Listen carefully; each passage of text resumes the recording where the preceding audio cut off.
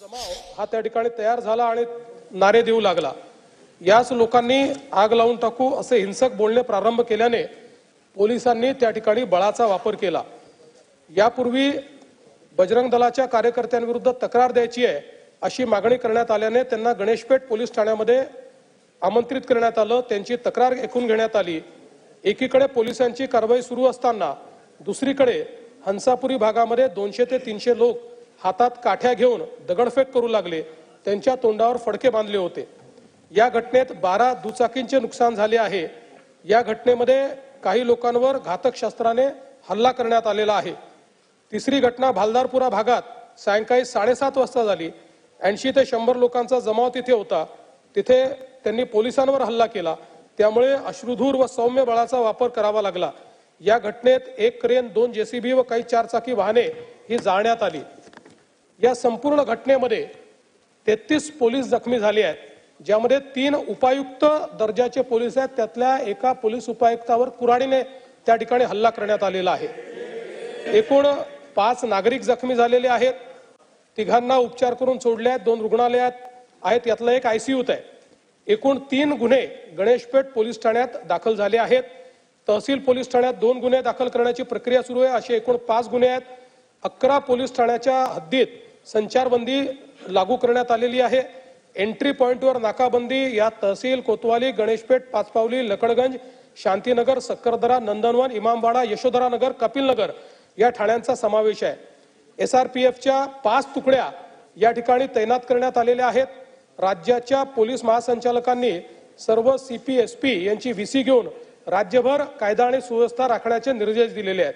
अध्यक्ष महोदय, एकूणच याच्यामध्ये जर आपण बघितलं तर सकाळची एक घटना घडल्यानंतर मध्यंतरीच्या काळामध्ये पूर्णपणे शांतता होती, पण त्यानंतर मात्र संध्याकाळी काही लोकांनी जाणीवपूर्वक अशा प्रकारचा हल्ला केल्याचं या ठिकाणी लक्षात येत आहे। याचं कारण जवळपास एक ट्रॉली भरून त्या ठिकाणी दगड मिळालेले आहेत आणि काही लोकांनी जमा करून ठेवलेले दगड, वरती जमा करून ठेवलेले दगड हे आपल्याला पाहायला मिळाले।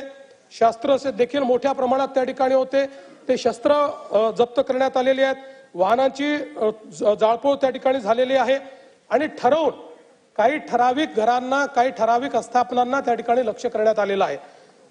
3 डीसीपी लेवलचे लोक या ठिकाणी जखमी झालेले आहेत आणि जसं मी सांगितलं की यातल्या एका डीसीपीवर तर थेट कुऱ्हाडीने वार हा त्या ठिकाणी करण्यात आलेला आहे। त्यामुळे निश्चितपणे याच्यामध्ये काही ना काही एक प्रकारे काही लोकांचा सुनियोजित पॅटर्न हा देखील त्या ठिकाणी दिसतो आहे।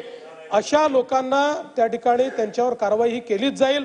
कुठल्याही परिस्थितीमध्ये कायदा आणि सुव्यवस्था हाती घेण्याची कोणालाही परवानगी या ठिकाणी देण्यात येणार नाही।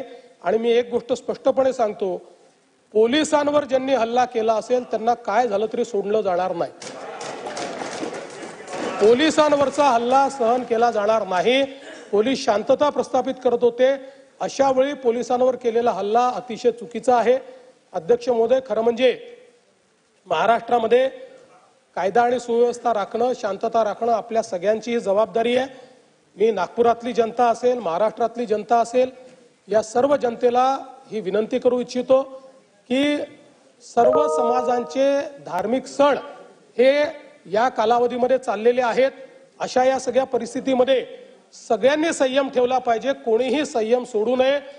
आपल्याला कायदा आणि सुव्यवस्था आणि शांतता कशी राखता येईल, एकमेकाच्या प्रति आदरभाव कसा राखता येईल, अशा प्रकारचा प्रयत्न हा सर्वांनी करावा, अशा प्रकारची या निमित्ताने मी अपील करतो। खरं म्हणजे आज महाराष्ट्रामध्ये विशेषतः म्हणजे मी कुठल्या सिनेमाला दोष देत नाहीये, खरं म्हणजे छावा या चित्रपटाने छत्रपती संभाजी महाराजांचा खरा इतिहास आपल्या समोर आणला, पण त्यानंतर राज्यामध्ये लोकांच्या भावना देखील खूप मोठ्या प्रमाणात त्या ठिकाणी एक प्रकारे प्रज्वलित झालेल्या आहेत। औरंगजेबाबद्दलचा जो काही राग आहे तो रागही खूप मोठ्या प्रमाणात त्या ठिकाणी बाहेर येतोय। या सगळ्या गोष्टी आपल्या ठिकाणी असल्या तरी मला असं वाटतं की महाराष्ट्रात कायदा आणि सुव्यवस्था राखणं हे अत्यंत महत्त्वाचं आहे। त्यामुळे सर्वांनी संयम बाळगला पाहिजे। महाराष्ट्र एक प्रगतिशील राज्य आहे। या राज्यामध्ये मोठ्या प्रमाणात इन्व्हेस्टमेंट येत आहे। या ठिकाणची कायदा सुव्यवस्था, इथली सगळी जी काही सामाजिक घडी आहे ही जर योग्य प्रकारे राहिली तर मला असं वाटतं की आज ज्या प्रगतीकडे आपण चाललोय त्या दिशेने जाण्यास आपल्याला अधिक मदत होईल। आणि म्हणून निश्चितपणे कायदा आणि सुव्यवस्था राखण्याकरता, शांतता राखण्याकरता मी आवाहन करतो आणि त्यासोबत ही देखील चेतावणी देतो की कोणीही या ठिकाणी जर दंगा करण्याचा प्रयत्न केला, त्याचा जात धर्म न पाहता त्याच्यावर कारवाई केली जाईल आणि पोलिसांवर जर कोणी हल्ला केला तर त्यांना सोडलं जाणार नाही, त्यांच्यावर कडक कारवाई ही केली जाईल, हे देखील या निमित्ताने मी सांगतो। झालं आता काय खोतकरजी काय अध्यक्ष मी दिले, अध्यक्ष लिखित दिले। अध्यक्ष महोदय, आज अध्यक्ष महोदय मी एका गंभीर विषयाकडे सभागृहाचं आणि आपलं लक्ष या ठिकाणी वेधू इच्छितो। अध्यक्ष महोदय, राज्यामध्ये अशा पद्धतीनं छत्रपती शिवाजी महाराज, छत्रपती संभाजी महाराज यांच्या अपमानाच्या घटना, जाणीवपूर्वक अपमान करण्याच्या घटना वारंवार या ठिकाणी लक्षात निदर्शनास येऊ लागल्या। काल जालना शहराच्या कन्हानगर भागामध्ये या ठिकाणी छत्रपती संभाजी महाराजांचा मी व्हिडिओ माननीय मुख्यमंत्री महोदयाला आणि उपमुख्यमंत्री महोदयाला दाखवला। छत्रपती संभाजी महाराजांचं पोस्टर्स, पुतळा जाणीवपूर्वक काही तरुणांनी काढून अपमान करण्याचा प्रयत्न केला अध्यक्ष महाराज। आणि मला पूर्ण माहिती आहे अध्यक्ष महाराज, हे काढण्याच्या पाठीमागं त्या ठिकाणी एका माजी तिथल्या कार्यकर्त्यांच्या वडिलांचं नाव त्या ठिकाणी दिलेलं होतं, म्हणून छत्रपती संभाजी महाराजांचा चौक तिथल्या लोकांनी केला आणि तो कार्यकर्ता काँग्रेसचा अध्यक्ष महाराज। काँग्रेसच्या कार्यकर्त्यांनी अशा पद्धतीनं छत्रपती संभाजी महाराजांचा